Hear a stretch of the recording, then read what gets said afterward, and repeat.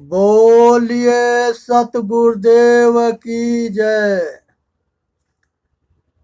आज एक भजन सुनाते हैं, उसे ध्यान से सुने, समझे और अपना कल्याण करें। भाई रे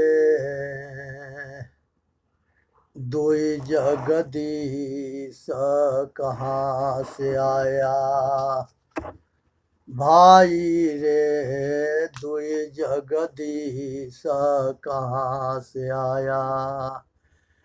कहू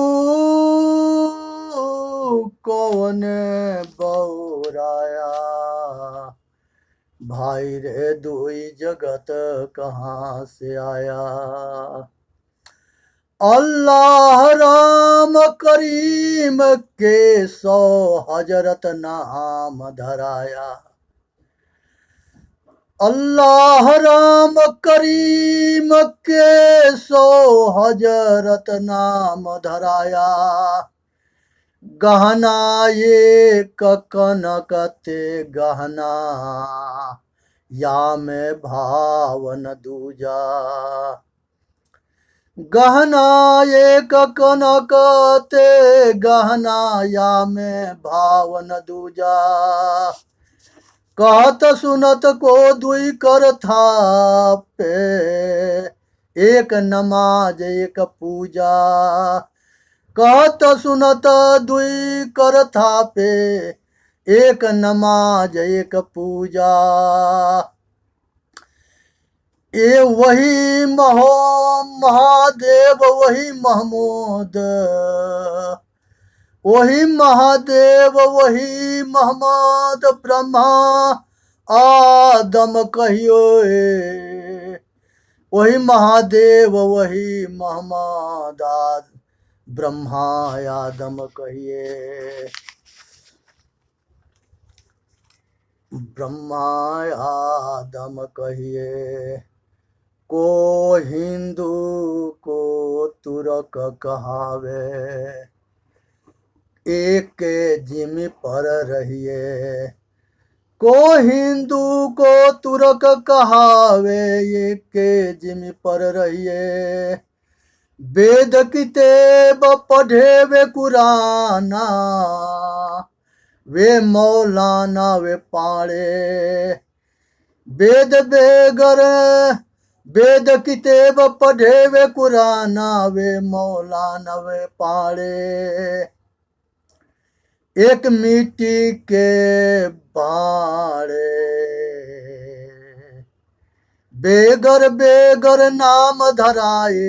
एक मिट्टी के बाड़े, बेगर बेगर नाम धराए। एक मिट्टी के बाड़े। कहीं कबीर वे दोनों भूले, राम ही किन्हु न पाया। कहीं कबीर वे दोनों भूले, राम ही किन्हु न पाया। वे खांसी वे गाय कटावे, बाद ही जन्म गवाया। वे खोसी वे गाय कटावे, बाद ही जन्म गवाया। वे खोसी वे गाय कटावे, बाद ही जन्म गवाया। संतो भूले ते जग माही, संतो भूले हैं जग माही। हे भाई, इस संसार के अंदर जो है, संसार के अंदर जो है एक बहुत बड़ा हिंसा होता है, और वो देवी के नाम पर होता है।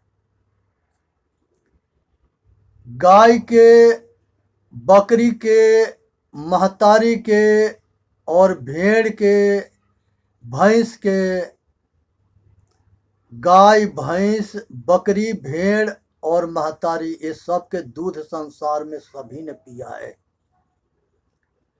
ऐसा कोई आदमी नहीं होगा जो इसके दूध ना पिया है। अगर दूध के नाते अगर देखें तो ये सब माता है। अगर माता के स्थान में दूध ना होता है तो यही पशुओं के दूध के सहारे हमको जो है आहार मिलता है और हमारा परवस्ती होता है। क्या उसने गुनाह कर दिया दूध दे करके? विचार करो। वो सपना में भी नहीं सोचे थी पशु अनबोलता है, वो बोल के अपने दुख को प्रकट नहीं कर सकता, लेकिन रोता है और चिल्लाता है। लेकिन निर्दयी हिंदू जो है बकरा बकरी, भेड़ और मुर्गा मुर्गी, पक्षी और पशु के बहुत निर्दयी होकर के उसको काटता है और खाता है। ये सोचने के विषय है कि कितनी बड़ी अधर्म है। ये शरीर जो है जिसके दूध से तैयार हुआ, आज इस शरीर में उसके मांस की जरूरत है। और सारा महापुरुष जो है चिल्लाते चिल्लाते थक गए कि शाकाहारी भोजन करो, मांसाहार के त्याग करो। लेकिन सभी को पता है कि हम किसी के दुख देंगे तो हमको दुख होगा, सुख देंगे तो सुख होगा, पर मानता नहीं है। और मानने के ना कारण है कि जीभ के लंपट हो गया है। ये मुंह के चूल्हा बना दिया है, जो कुछ मिले वो फांकते जाए। गुटखा है, बीड़ी है, तम्बाकू है, सिगरेट है, और जो है यहाँ तक लेके जो है शराब पी के अब बेहोश होना चाहता है। उसी तरह से अज्ञान में भी बेहोश है। इसको होश की जरूरत ना है। कोई अगर जगाता है तो कहता है कि ये पागल है, और किसी के बात ना सुनता है ना मानता है। बुद्धि भ्रष्ट होती है, अहंकार सिर पर सवार रहता है, और धन बल विद्या के अहंकार होता है। यह उस दिन होश में आता है जिस दिन खाट पर जो है बीमारी के शिकार होता है और इसके सगे इसके उपेक्षित कर देते हैं और एक खाट पर सोता है। गाजियाबाद की एक कहानी बताते हैं। एक बहुत बड़ा सेठ था और उसकी खूब चलती थी और बहुत रईस था। जब उसको जो है बीमारी पकड़ी और खाट पर पड़ा तो उसके जो है पूरा परिवार के आदमी जो है उससे अलग हो गए और नौकर लगा दिए। नौकर उसको खाली कपड़ा, खाना और पानी देता था, और वो सड़ के मरा और सब परिवार देखता रहा, लेकिन पजरा कोई ना गया। तो इसलिए जो है कि कौन अपना है, कोई अपना नहीं है। अकेले आना है और अकेले जाना है। और जिस पर गुमान करते हो कि ये लड़का हमको करेगा, वही तुम्हारे मरने के बाद तुम्हारी खोपड़ी को फोड़ेगा। इसे विचार करो, सोचो, समझो और अपने कल्याण के लिए जागरूक होकर के और प्रयत्न करो। सतगुरु के शरण में जाओ, सतगुरु के शरण चरण में जा करके अपना कल्याण करो।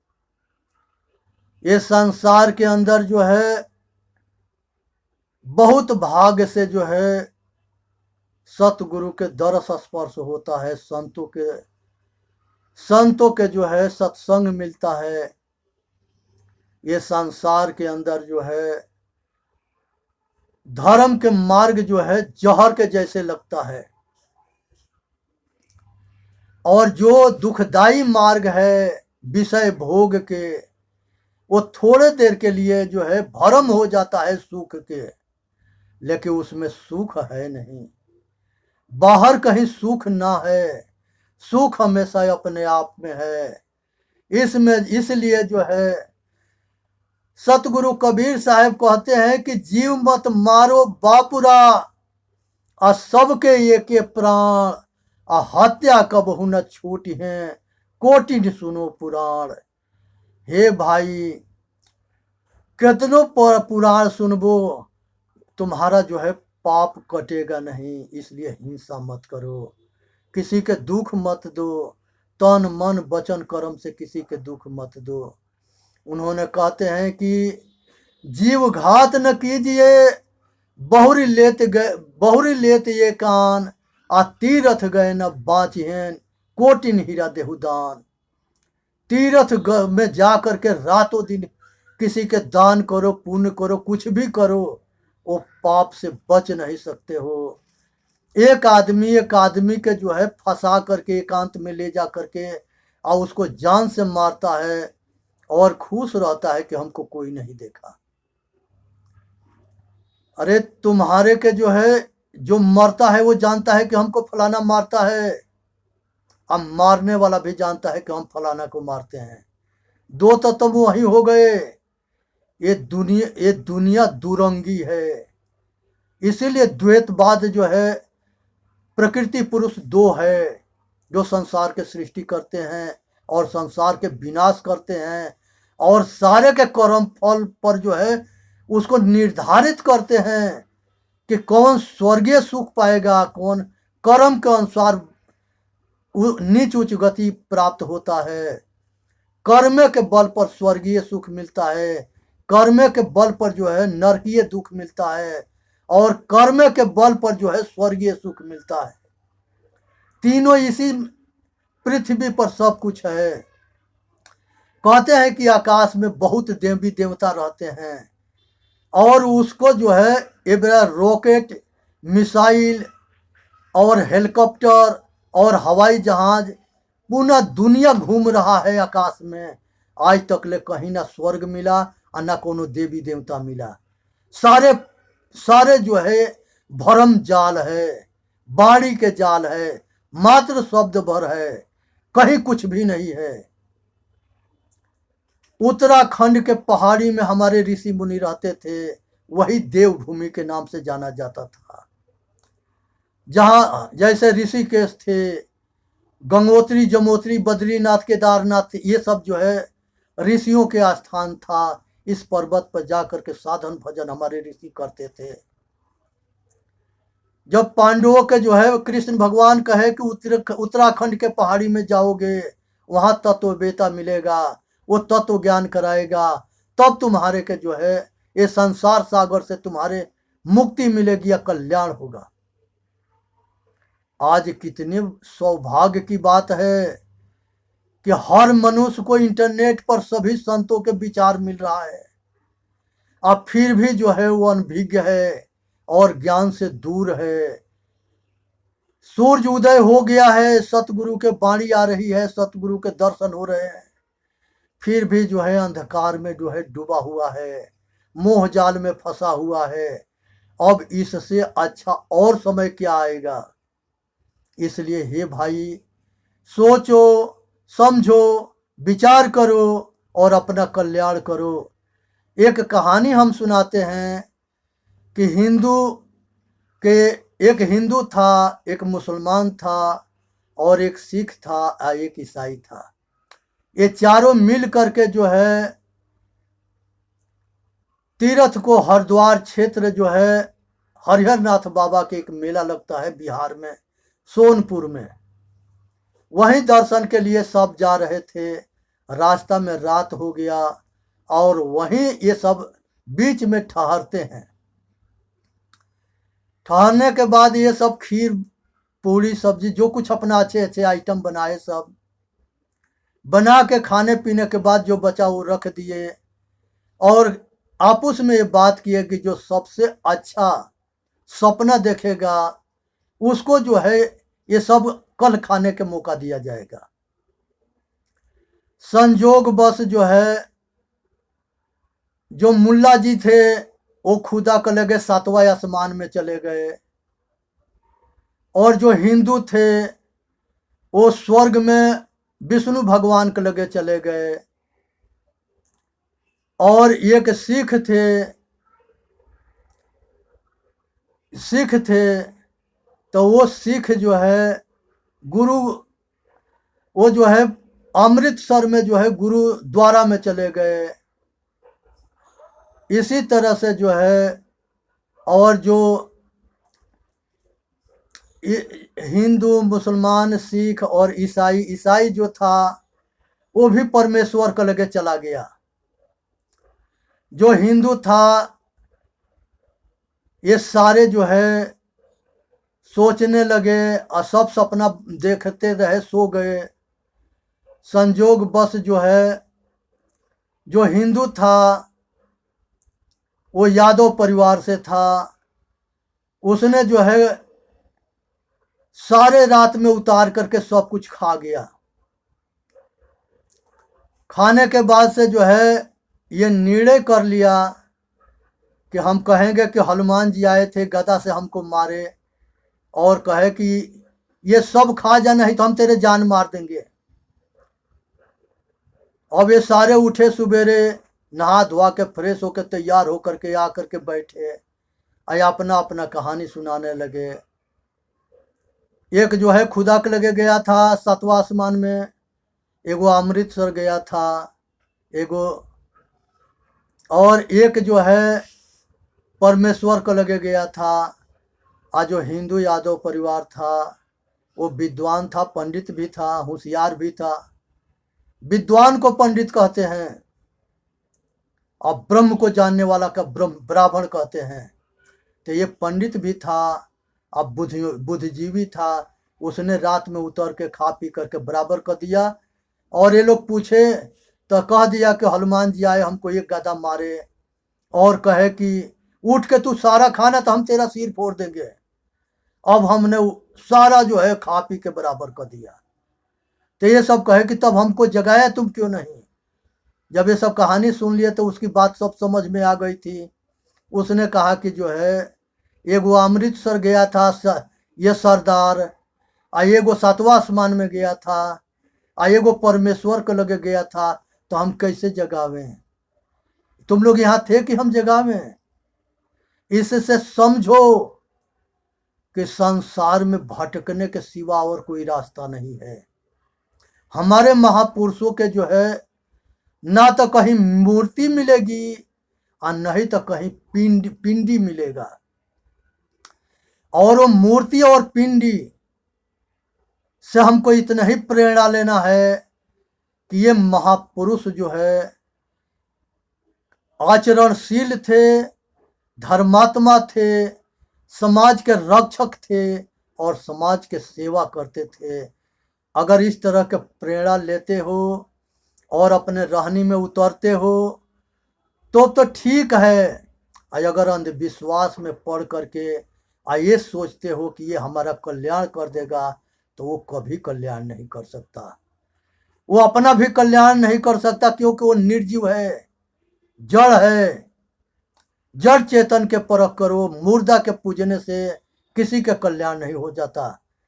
कहते हैं कि भूतवा के पूजले भूतवे होई। जो भूत प्रेत चुड़ैल के पूजता है वो वही चीज बनता है। इसलिए सोच समझ करके अपना कल्याण करो और इसे प्रेरणा लो कि हम जड़ के नहीं चेतन के पूजा करें। अनादि पुरुष जो है किसी के बनाया हुआ मंदिर में वो नहीं रहता। वो अपना मंदिर खुद बनाता है और अपने मंदिर में खुद रहता है और अपना खुद रक्षा करता है, औरों को वो रक्षा करता है। अनादि पुरुष तुम्हारे साथ में पूरी जिंदगी भर रहा। और कितनी बड़ी दुर्भाग्य है कि तुम अपने आप को नहीं जाना। जो दिखता है वह मैं नहीं हूं, देखने वाला मैं हूं। जो संसार के अंदर जो है, जो देखने की शक्ति देता है, सुनने की शक्ति देता है और स्वाद लेने की शक्ति देता है, गंध को जो है जानने की शक्ति देता है, स्पर्श के जानने की शक्ति देता है, शब्द स्पर्श रूप रस गंध है पांचों विषय के जानने के जो शक्ति देता है, उसको वेद में ब्रह्म कहा गया है और वही चेतन आत्मा है। और वो ऋषि साफ शब्द में कहता है कि हे भाई, जो जानने में आता है वह तुम नहीं हो, और जो सबको जानने की शक्ति देता है वह तुम है। ये महामंत्र है उपनिषद वेद के। देखो और देख करके रूप के पूरा आनंद लो, लेकिन आसक्त मत होना। आसक्त ही बंधन है जो जन्म मरण के कारण है। सुनो, समझो और अपना कल्याण करो। शब्द के भी पूरा आनंद लो, लेकिन शब्द में आसक्त मत होना। आसक्ति ही जन्म मरण के मूल कारण है। सब कुछ खाओ, स्वास्थ्य खराब मत कर लेना। शाकाहारी शुद्ध भोजन करो जिससे पौष्टिक आहार मिले और शरीर तंदुरुस्त रहे। जैसा अन्न वैसा मन, वैसा ही विचार वैसा ही कर्म, ये सब भोजन पर अवसर डालता है। सतोगुणी मार्ग में तबे बुद्धिजीवी कामयाब होता है जब शाकाहारी होता है और आचरणशील होता है। ये संसार के अंदर रहने के महत्व है, कथनी के नहीं, दिखावा के नहीं, बनावटी के नहीं। आज बहुत ऐसे आश्रम है। एक महात्मा के हम देखे थे बनारस में कि 1 घंटा जो है अपने मुंह को वो श्रृंगार करता रहा। जब हम बनारस में रहते थे सन 80 से लेकर के और सन 90 तक ले हम बनारस में लहरतारा, कवि चौरा और संतों के बीच में, संतों के शरण में आनंद लेते रहे और पढ़ते रहे। जो पुराना महात्मा गंगा के किनारे मिलते थे उनको लिया करके अपने घर पर रखते थे। भोजन पानी नाश्ता करा करके और रात में उनसे हम उनके विचार, अपने मन के जिज्ञासा को उनसे पूछते थे, सेवा करते थे और उनके उत्तर से हम खुश रहते थे। हम हमेशा जो है बुजुर्ग आदमी के साथ में रहते थे और उन्हीं के विचार के अनुसार हम अपना काम भी करते थे। और हम काम करते हुए पढ़ते रहे, सेवा करते रहे और धीरे धीरे जो है बनारस शिक्षा गुरु रमाशंकर साहब हमको 2 साल पढ़ाने के बाद ले जाकर के इलाहाबाद में हम 10 आदमी थे, सभी के सतगुरु अभिलाष साहब के से ले जाके दीक्षा दिलवाए। और वो भी जो है सतगुरु अभिलाष साहब के शिष्य थे। एक सरदार जी थे जो रमाशंकर साहब के गुरु भाई थे और वो जो है हमके जो है रमाशंकर साहब के शरण में मिलवाए थे और उन्हीं के शरण में हम पढ़े लिखे। आज रमाशंकर साहब की देन है कि आज ये दास जो है आपके बीच में जो है बोलने के लायक हुआ है, नहीं तो ये किसी काम के नहीं था। और सतगुरु के अभिलाष साहब के तो कहना ही क्या है। उन्होंने तो जो है सूरज के जैसे ऐसे प्रकाश दिए पारख के, जो हमारे सारे अंधकार जल गए, सारे वासना कामना सब कुछ जो है सबके जो है ये साधन कर रहा है, लगा हुआ है। जब तक ले शरीर है तब तक ले साधन में कमी ना होना चाहिए। अगर राख में अगर आग दबा है तब भूल के भी लापरवाही ना होना चाहिए कि आग बुझ गया। कभी हवा अगर मिलेगा तो वो आग जो है जल करके और फिर विनाश कर देगा, वैसा ही कमाग्नि है। ये तन को जो है अगर कमी और लापरवाही पाएगी तो फिर भ्रष्ट करके और बर्बाद कर देगी। आप बहुत अच्छे अच्छे संत लापरवाही में जो है पथ भ्रष्ट हुए हैं। इसलिए सतगुरु अभिलाष साहेब की साहेब बंदगी, साहेब बंदगी, साहेब बंदगी।